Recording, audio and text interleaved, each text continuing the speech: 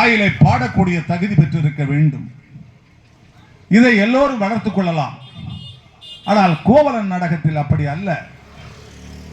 அதுக்கு காப்பியராகம் பாட வேண்டும், அவர்கள் மிகவும் அழுது கொண்டே நடிக்க வேண்டும், இப்படி சோகத்தை உள்வாங்கிக் கொள்ள வேண்டும். இன்னும் ஒரு சில திறமைகளை வளர்க்க முடியவில்லை என்று சொன்னால், ஒவ்வொரு நாடகத்திலும் அந்த கதாநாயகனாக நடிக்கின்றதற்கு ஒரு இரண்டு விதமான திறமைகள் இருந்தால் போதும், எல்லா நாடகங்களையும் நடத்தி விடலாம். பார்வை இருந்தால் மட்டும்தான் நந்தனார் நாடகத்தை ஒரு நடிகர் நடிக்க முடியும். காரணம், எம்.எம். மாரியப்பா அவர்களுக்கு இறைவன் இயற்கையாகவே தோற்றத்தை எப்படி அளித்தார், இயற்கையாகவே பணிவு என்றால் எப்படி இருக்க வேண்டும் என்ற அந்த ஒரு அனுகூலத்தை அவருக்கு இறைவன் கொடுத்தான்.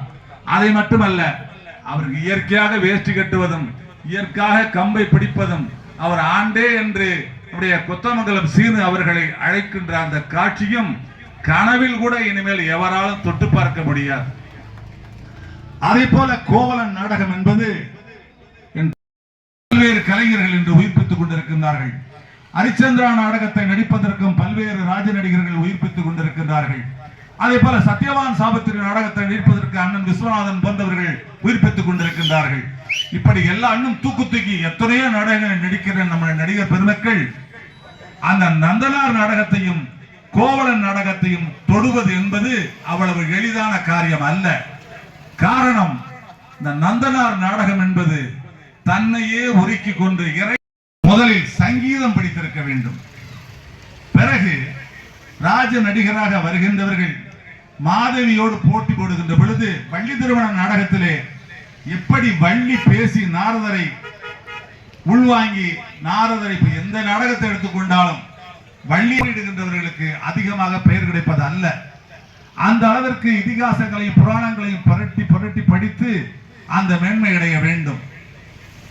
அதே போல கோவலன் நாடகத்தில் கோவலனாக நடிக்கின்றவர்கள் மாதவி வேடமற்றிருக்கிறவர்களை இருந்த இடம் தெரியாமல் தூக்கி எறிகின்ற வசன சாதுரியமும் படிப்பும் இருக்க வேண்டும். அது சாதாரணமான நாடகம் அல்ல. பிறகு உடனடியாக காதல் வயப்பட வேண்டும்.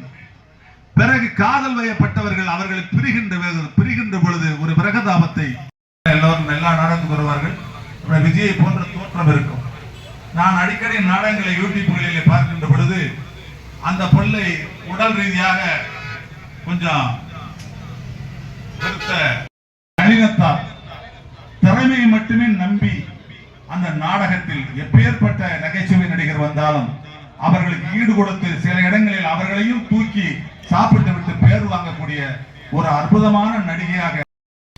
அது மட்டுமல்ல, அவர்களுக்கு என்னுடைய சார்பிலே, உங்கள் அத்தனை பேருடைய சார்பிலே இந்த மேடைகளை வைத்து